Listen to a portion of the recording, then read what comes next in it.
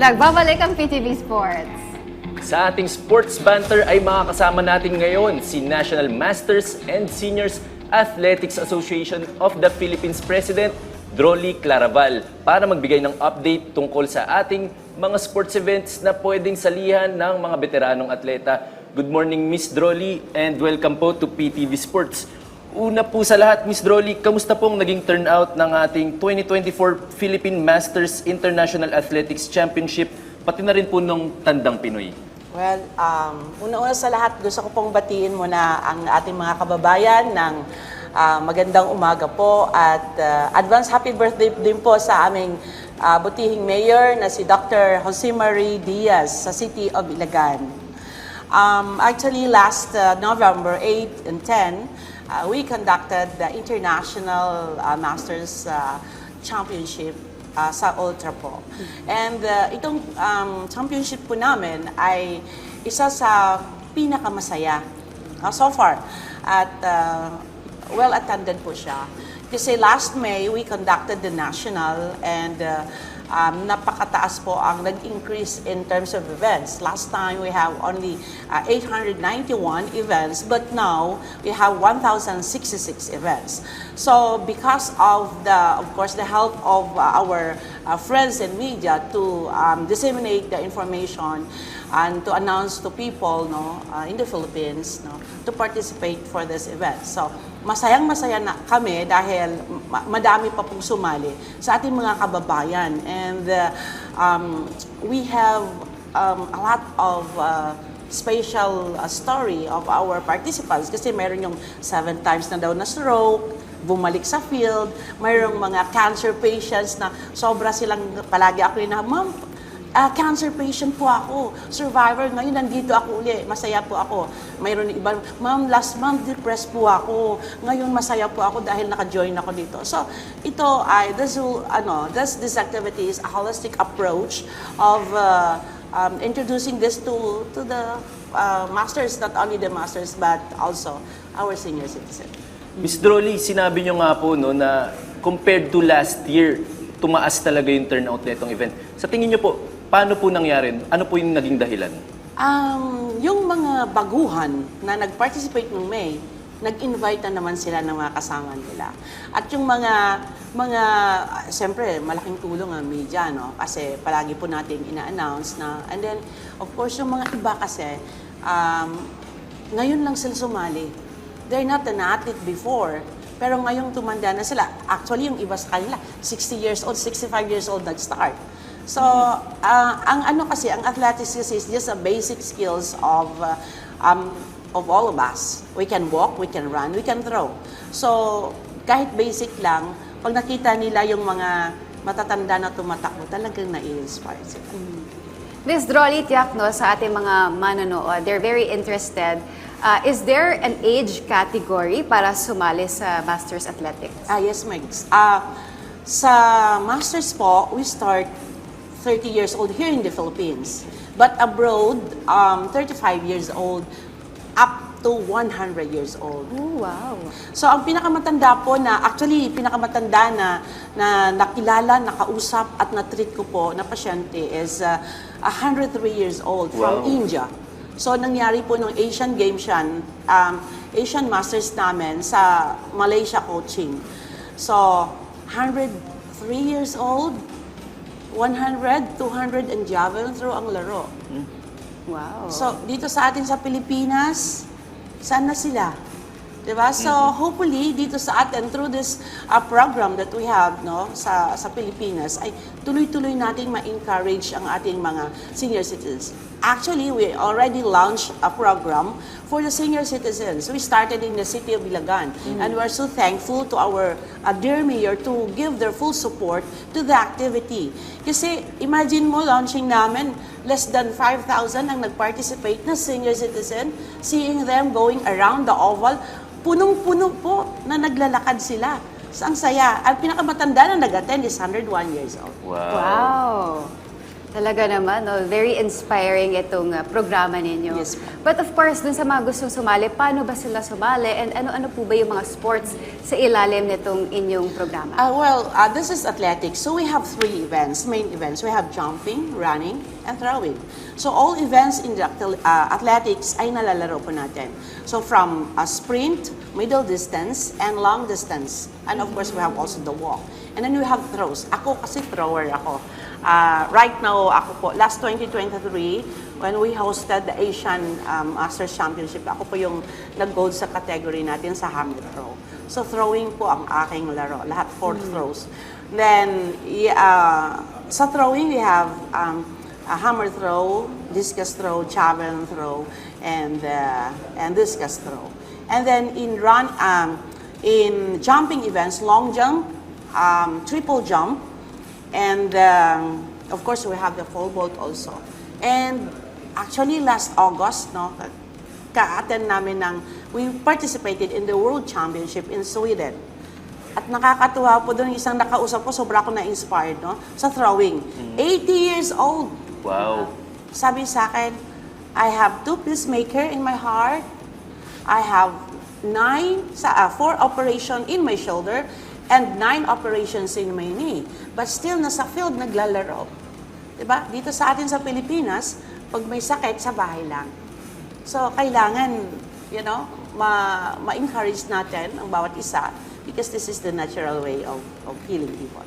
Miss Drolly, so sinasabi niyo po na dito sa atin sa Pilipinas, siguro kailangan nating basagin yung notion na kapag meron kang mga ganitong karamdaman, hindi ka na dapat sumabak sa mga physical activities. Tama po ba? Yes. Yes. Actually, isa pang nag-push sa akin to inspire the young people, I mean the senior citizen. In China, we have Rugao, China, no? Mayroong city doon na tinatawag na City of Longevity. So that is in Rugao. Bakit City of Longevity? Kasi there are 300 plus centennial people na nandoon. Wow. At isang nakita ko, naglalakad siya, nagtatrabaho siya. Tinanong namin ilang taon. 91 years old, nagtatrabaho pa. Sabi ko, ang lakas-lakas niya.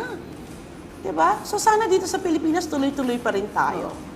Alam mo Ito yan? yung definition na age is but a number. Yes, No yes, limit, right? Tama. Yeah. Pero Ms. Drolly, idagdag ko lang, how important are these events or programs for our senior citizens? And not just our senior citizens, pero dun sa mga taong gusto lang talagang sumali sa mga ganitong programa. Alam niyo, sa ngayon, open na yung, iba-iba na yung may triathlon na tayo. So, but ang pinakamaraming sumasali talaga sa fun run, doon pa lang, sali-sali ka lang sa fun run. No? And then later on, ma-motivate and ma-inspire ka. And then later on, you go for proper competition. So yung mga sumasali dito sa mga ganito, malaking bagay yon kasi this is the natural way to detoxify the body. And this is the natural way to strengthen your body. Ako, lola na po ako. I have 5 children. Okay? So, pag tinitingnan tao, pag lola ka na, hindi ka na, no. Diba? So, hindi nakikita siguro sa mukha ko na lola na ako. That's why I'm very proud na ini-encourage ko mga dito sa Pilipinas na to join the activity kasi it will really help, great help to all of us. Kasi this is the natural way to strengthen us talaga. Miss Drolly, napag-uusapan nga po natin itong mga participation ng ating senior athletes pero interesado rin po ang ating mga kababayang PWD kahit po ba raw ang may mga kapansanan ay pwedeng sumali dito? Actually, kanina habang papunta po ako dito, naisip ko yon. Actually, nung last lang, mayroong nagsumali, na mayroong disability, kamay naman lang. But mayroong pa. Pero we will consider that to create a national master group for Paralympics. Nice. Okay, sa track events. Pero another area naman kasi. Another group kasi ang hahawak nun. But definitely, we are looking forward sa Yes. sa pagsali ng PWD. Yes, correct. Malaking boost sa ating mga yeah. PWD. Yes po. We So, will consider that. Moving forward po, Miss Drolly, ano pa po yung mga events na pwede nating asahan na paparating? Okay. So this coming March, next year, so katatapos lang po ng event namin. So we're going to have the indoor championship in Florida. Okay, sa USA. March. And then we're going to have another Asian championship sa Indonesia naman. And then we're going to have an activity sa May of next year. So that is in the Philippines. So lahat yan ay ginagawa namin. And then we keep on encouraging people. Actually, we have different activities already in the Philippines because one of my objective is to go around the Philippines, different regions, to encourage a senior citizen to participate in the activity. And then at the same time, even the masters. So in Davao, we started already last September. So nag-start na kami sa Davao ng masters namin. And then hopefully may susunod pa na mga activity, not only in Ilagan, not only in Davao, but other region pa. Ms. Rolly, I believe that you have an award-winning tool with you this Wow. morning. Can you tell us more about that? Yes. So, ito po mga kababayan, it was awarded in 2021 Gintong Gawad Award for na pinakabagong produkto para sa sports. So I'm using this last 2022 in Hanoi, Vietnam sa mga athletics natin, player. Mayroon yung, if you know, Eric Ray. Si Eric Ray po ay ating runners, no? Olympian po natin. And the rest of the good athletes, no?